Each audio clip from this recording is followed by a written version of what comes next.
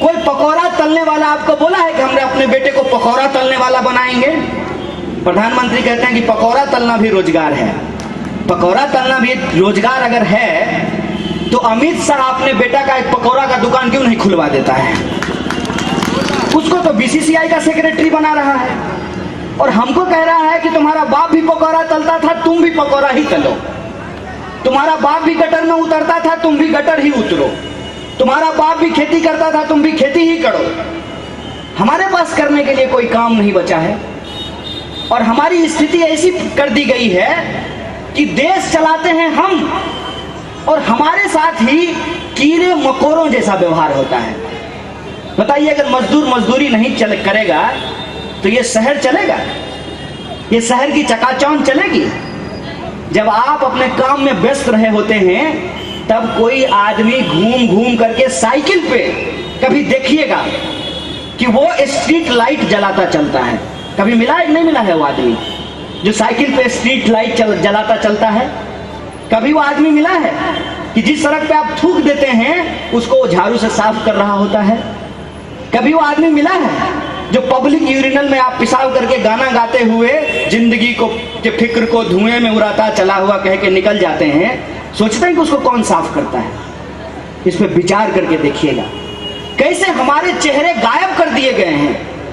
करोड़ों लोगों के राज्य में चुनाव हो रहा है लेकिन उनका मुद्दा गायब कर दिया गया है।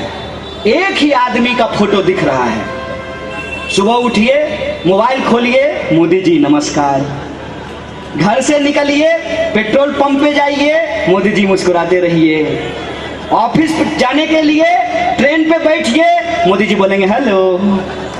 ट्रेन से उतरिए, स्टेशन से बाहर निकलिए, कहेंगे आपका स्वागत है दादर स्टेशन के बाहर। ऑफिस में पहुंचिए, नजर उठाइए तो आपका बॉस जो है भगवान की तरह उसका फोटो अपने सर के ऊपर लगाए हुए है। दिन रात एक आदमी का चेहरा आपको क्यों दिखाया जाता है? दिन रात एक आदमी का चेहरा आपको इसलिए दिखाया जाता है कि आपके सपने को उसके नाम पे खरीद लिया जाए। और आपका सपना क्या है? आपका सपना तो यही है ना कि मेहनत मजदूरी करने वाले का बच्चा भी एक दिन देश का प्रधानमंत्री बन सकता है।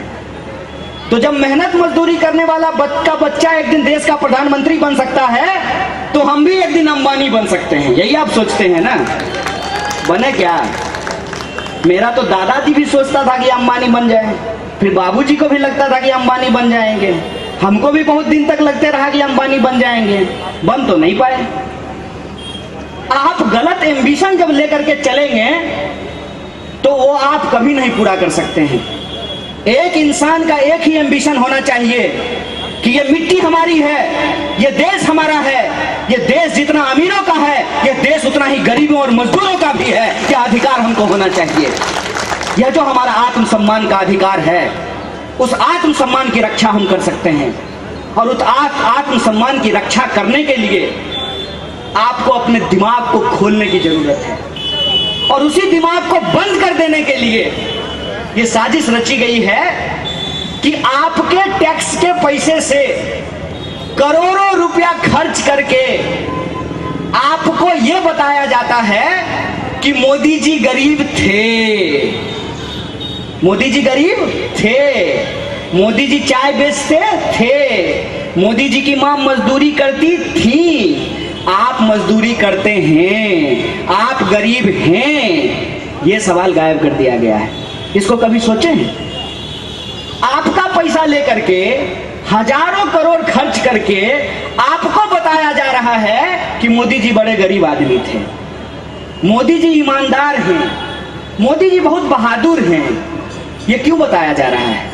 ये इसलिए बताया जा रहा है ताकि आपको ये ना पता चल सके कि इस बताने के प्रयास में बहुत कुछ छुपाने का प्रयास किया जा रहा है।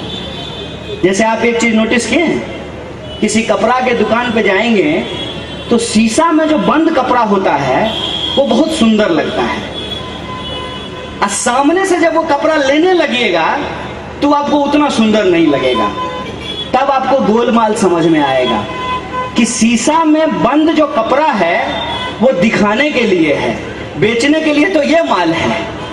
मोदी जी का चेहरा दिखाने के लिए है, बेचने के लिए वही बेईमान, वही ठेकेदार, वही माफिया, वही चोर, वही भ्रष्टाचारी आपके सामने प्रस्तुत कर दिया जाता है। और वोट किसके नाम पे मांगा जाता है? वोट प्रधानमंत्री के नाम पे मांगा जाता है।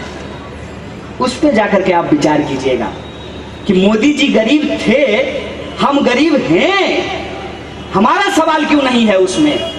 हमारे जो बाल बच्चों का भविष्य है वो उसमें क्यों नहीं शामिल किया गया है? इस बात पे विचार कीजिएगा। आपको वोट जिसको देना है उसको दीजिएगा। मैं आपके लोकतांत्रिक अधिकार पर हमला करने नहीं आया हूं, और हमको पता है कि आप अपने तरीके से सोच करके ही वोट दीजिएगा। भाषण आप हो सकता है बहुत लोगों का सुन लेते होंगे, वोट आप अपने मन से ही दीजिएगा। सबके वोट देने के अपने अपने कारण होते हैं। जैसे मंदिर एक ही होता है, लेकिन मंदिर जाने का कारण लोगों का अलग अलग होता है। कोई जूता चुराने के लिए जाता है, बेरोजगार नौकरी मांगने के लिए जाता है, जिसकी शादी नहीं हुई है वो शादी का मन्नत मांगने के लिए जाता है। मंदिर एक ही है, मन्नत अलग अलग है, उद्देश्य अलग अलग है। उसी तरीके से चुनाव एक ही है, वोटर इतने हैं, वोटर का वोट देने का अपना अपना तरीका अलग अलग है। कोई जात के नाम पे वोट देगा, कोई धर्म के नाम पे वोट देगा, कोई पैसा लेकर के वोट दे देगा, कोई बाटली लेकर के वोट दे देगा। हम जानते हैं कि वोट आप अपने तरीके से देंगे, लेकिन बस मैं आपको एक चीज कहने के लिए आया हूं, ये आजादी इतनी सस्ती नहीं है, ये लोकतंत्र, ये जमहूरियत इतना सस्ता नहीं है। अगर आप इसको इतना सस्ता बना देंगे तो एक दिन जिंदगी जो आपकी महंगी है वो बहुत महंगी हो जाएगी। इस बात को आप समझ लीजिए। ये अधिकार जो आज आपको मिला हुआ है, ये अधिकार किसी के भीख में नहीं मिला है। आपके जो पुरखे हैं, डॉक्टर बाबा साहब भीमराव अंबेडकर, भगत सिंह, महात्मा गांधी, मौलाना अबुल कलाम आजाद, अशफाक उल्लाह खां, राम प्रसाद बिस्मिल, चंद्रशेखर आजाद, बटुकेश्वर दत्त, इन लोगों की कुर्बानियों से ये आजादी मिला है। और ये आजादी को अगर आप बचाना चाहते हैं, इस लोकतंत्र को यदि आप बचाना चाहते हैं, तो चुनाव में लोगों के मुद्दे पे आपको वोट देना पड़ेगा। आपको अपने मुद्दे पे वोट देना पड़ेगा।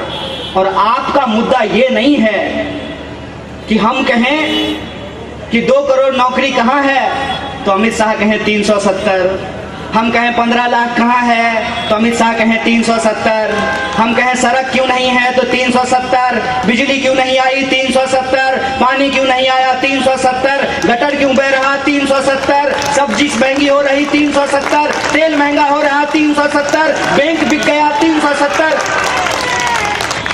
ऐसी बेईमानी, ऐसी बेईमानी, इतनी बेशर्मी ये लाते कहां से हैं? और इस बेशर्मी को यदि आप बर्दाश्त करेंगे तो इतिहास आपसे सवाल पूछेगा। इतिहास आपसे पूछेगा कि जब जमहूरियत का गला घोंटा जा रहा था, जब संविधान की धज्जियां उड़ाई जा रही थी, जो आजादी आपको 1947 में मिली, उस आजादी को जब गिरवी रखने का प्रयास किया जा रहा था, चंद मुट्ठी भर दौलतमंदों के घर में जब संविधान के अधिकारों को नौकर बनाने का प्रयास किया जा रहा था, तब आपने आवाज क्यों नहीं उठाई? मैं आपसे अपील करने आया हूं कि आप आवाज उठाइए। अभी पीएमसी बैंक लुट गया है, खाता धारक आवाज उठा रहे हैं। मैंने देखा कि एक खाता धारक, मोदी जी तो मिले नहीं, उनके फोटो के चरण पकड़े हुए थे। फोटो में ही रहते हैं, वो फोटो में ही दिखते हैं। वो परिस्थिति आने से पहले आपको ये विचार करना पड़ेगा। और एक कहानी आपने सुनी होगी कि एक बार जंगल में आग लग गई। बड़े बड़े जानवर या तो तमाशा देख रहे थे या भाग रहे थे। एक छोटी सी कोयल अपने चोंच में पानी भर के उस जंगल की आग को बुझाने का प्रयास कर रहा था। बड़े जानवरों ने हंसकर कहा कि तुम्हारी छोटी चोंच से ये आग नहीं बुझने वाली है। उसने कहा, ये आग तो बुझेगी। आग कैसी भी हो उसको बुझना पड़ता है, नशा कैसा भी हो उसको उतरना पड़ता है। आग तो ये बुझेगी, लेकिन तुम्हारा नाम आग लगाने वालों में और हमारा नाम आग बुझाने वालों में लिखा जाएगा। वही कोयल की छोटी चोंच, वही छोटा सा प्रयास विजय दलवी का प्रयास है। इसीलिए मैं आपसे आग्रह करने आया हूं कि महाराष्ट्र के चुनाव में हम एक ईंट रखने आए हैं, उस ईंट पे ईंट जोड़ करके हमको इस इमारत को बुलंद करनी है। और ये इमारत ऐसी इमारत होगी जहां लोगों के हक और अधिकार होंगे, जहां धर्म के नाम पे किसी की हत्या नहीं होगी, जात के नाम पे किसी का शोषण नहीं होगा, लिंग के नाम पे किसी के साथ भेदभाव नहीं किया जाएगा। सबको शिक्षा, सबको काम, मजदूर को मजदूरी, किसानों को उनके फसल का दाम, हिंदू हो या मुसलमान सबको मिले बराबर का आत्मसम्मान। ये लड़ाई है, इस लड़ाई में हमारा साथ दीजिए। इन्हीं शब्दों के साथ आप तमाम लोगों को शुक्रिया अदा करते अपनी बात को खत्म करूंगा। शुक्रिया। इनकलाब जिंदाबाद, हमारी एकता जिंदाबाद।